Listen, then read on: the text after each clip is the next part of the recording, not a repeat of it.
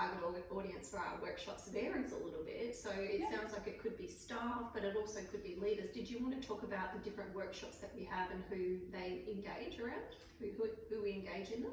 Yeah, we have a lot of different workshops actually. So starting with workplace strategy, one of the first workshops we do is an activity mapping workshop, and we would do that to understand from staff across the entire organisation. So we're looking at all levels, all teams in an organisation to understand, well, what activities do you do? How do you complete those activities? And what do you need to complete those activities effectively? What types of settings do you need? What kind of technology enables those activities? How much do you need to focus? How much do you need to collaborate? What unique or special requirements does your team have that don't occur anywhere else in the business, so that we can explore that further? So that's probably the first one that we would encounter.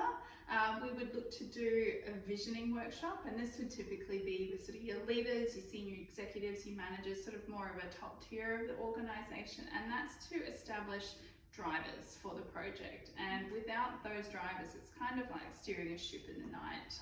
It gives you a direction, it gives you a purpose project, and it really gives you something to anchor it back to, a way to say throughout that workplace strategy journey, these are the most important things for us to accomplish. This is what we need to drive through this workplace strategy and ultimately through workplace. So they're probably our two big strategy workshops that we do. When we get into workplace change, we start doing a workplace behaviours workshop series. This actually occurs in two parts, so it's two sides of the same coin when we're looking to develop workplace behaviours.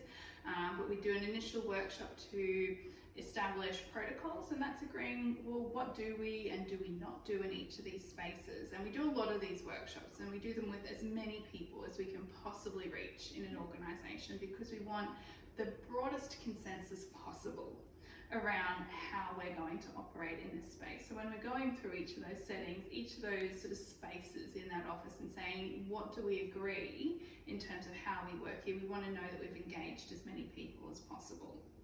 So we'll work through that with everyone, and we'll get to a point where we've got an agreed set of protocols, and that's when we bring everyone back for a second series of workshops, and we're starting to say, okay, well, what commitments are we making to work in this way? And that's going to be a little bit different for everyone, because all teams sort of have their own operating rhythms, their own cadences at different points in the cycle of workplace. So we're saying, okay, well, at a high level, what commitments do we need to make? But then at a more granular level, what do each of our teams need to do? What are the tactics for them? What do they need to stop, start, and continue doing on a team level to make sure that those protocols, that those commitments that we've outlined are going to